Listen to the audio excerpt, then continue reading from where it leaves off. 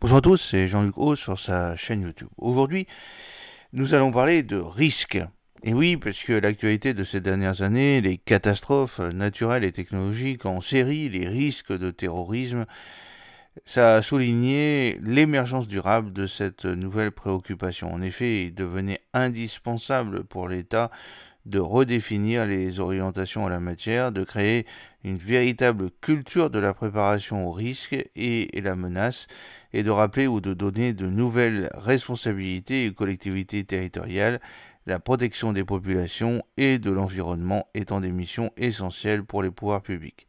Cela concerne en premier chef les collectivités locales, échelons de proximité, dont les élus ont vu leurs responsabilités croître et affirmées par le Parlement, notamment à travers la loi de modernisation de la sécurité civile le 30 août 2004 qui impose la réalisation d'un plan communal de sauvegarde PCS.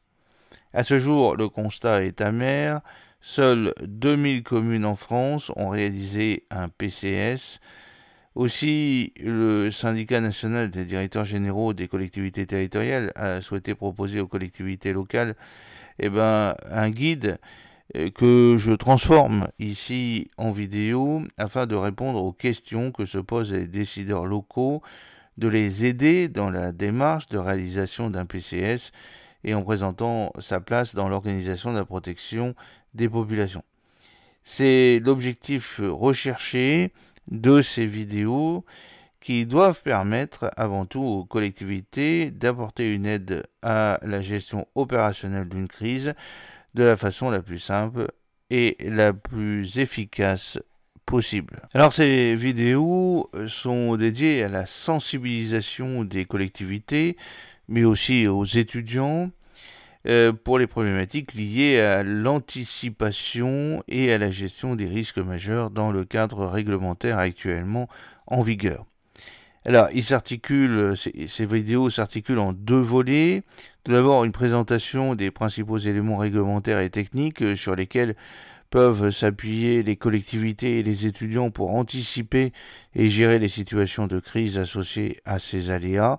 Et puis, deuxièmement, des informations sur des réflexes à avoir visant à fournir aux responsables concernés une aide dans l'exercice de leurs responsabilités, la caractérisation des aléas et des dispositifs d'anticipation envisageables, mesures à prendre en cas de crise. Avant toute chose, il est nécessaire de bien appréhender ce que l'on entend par risque majeur.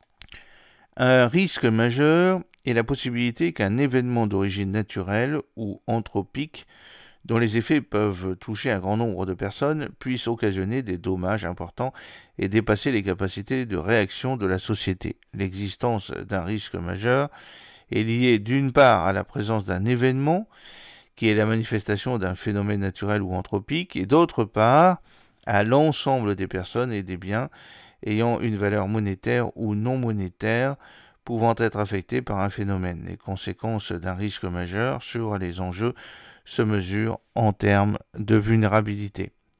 Un risque majeur est caractérisé par sa faible fréquence et par son énorme gravité. Donc ces vidéos n'aborderont pas les conséquences des pollutions, par exemple des marées noires, la législation, les effets, ainsi que les modes de gestion et de prévention de ces événements étant très différents. Une échelle de gravité des dommages a été produite par le ministère de l'écologie, de l'énergie, du développement durable et de la mer, et ce tableau permet de classer les événements naturels en 6 classes depuis l'incident jusqu'à la catastrophe majeure. Alors, vous avez par exemple pour la classe 0 qui parle de l'incident, c'est lorsque en fait il n'y a aucun blessé et les dommages matériels sont moins de 0,3 millions d'euros. Pour une classe 1, accident, c'est un ou plusieurs blessés et entre 0,3 et 3 millions d'euros. Un accident grave, 1 à 9 morts, entre 3 millions d'euros et 30 millions d'euros. Un accident très grave de classe 3, 10 à 99 morts, entre 30 millions d'euros et 300 millions d'euros. La classe 4, catastrophe, 100 à 999 morts, entre 300 millions d'euros et 3000 millions d'euros. Et la classe 5, la catastrophe majeure, en 1000 morts ou plus, 3 000 millions d'euros ou plus.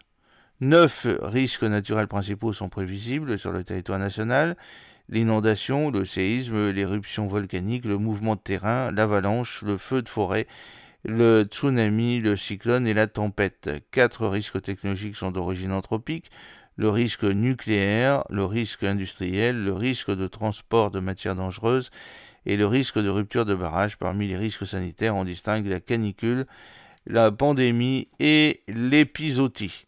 Alors, un événement potentiellement dangereux, aléa, n'est un risque majeur que s'il s'applique à une zone où des enjeux humains, économiques ou environnementaux sont en présence. D'une manière générale, le risque majeur se caractérise par de nombreuses victimes, un coût important de dégâts matériels, des impacts sur l'environnement. La vulnérabilité mesure les conséquences et le risque majeur est donc la confrontation d'un aléa avec ses enjeux. L'aléa est la manifestation d'un phénomène naturel et anthropique d'occurrence et d'intensité donnée. L'enjeu est l'ensemble des personnes et des biens ayant une valeur monétaire ou non monétaire pouvant être affectés par un phénomène naturel ou des activités humaines.